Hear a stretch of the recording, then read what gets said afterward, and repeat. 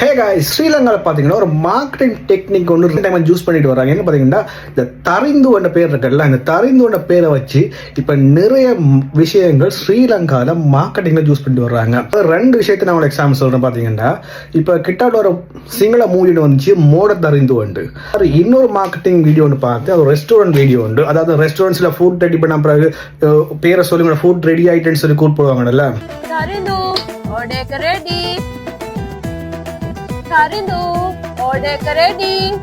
Food ready பண்ணியிருக்காங்க.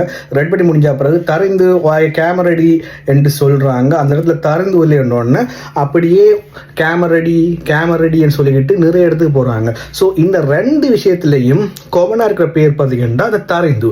என்ன காரணம் பார்த்தீங்கன்னா, இந்த தரிந்து என்ற பேர் இருக்குல்ல, இது சிங்கள பேர்களில் கிட்டத்தட்ட 10 பேர் இருக்காங்கண்டா அந்த 10 பேர்ல ஒரு ஆளுக்காச்சும் கண்டிப்பா தரிந்து கொண்ட பேர் இருக்கும். ஸோ இந்த தரிந்து கொண்ட பேரை வச்சு நிறைய மார்க்கெட்டிங் பண்ணிக்கிட்டு இருக்காங்க. இப்ப நிறைய பேர் தரிந்துவை டேக் பண்ணுவாங்க. அந்த வீடியோ கீழே நான் கமெண்ட்ஸ்ல பார்க்கும்போது நிறைய தரிந்துவை டேக் பண்ணியிருந்தாங்க. ஸோ இந்த தரிந்துன்றது இப்ப ஸ்ரீலங்காவில் ஒரு மார்க்கெட்டிங் டெக்னிக்கை யூஸ் பண்ணிக்கிட்டு வர்ற விஷயம்.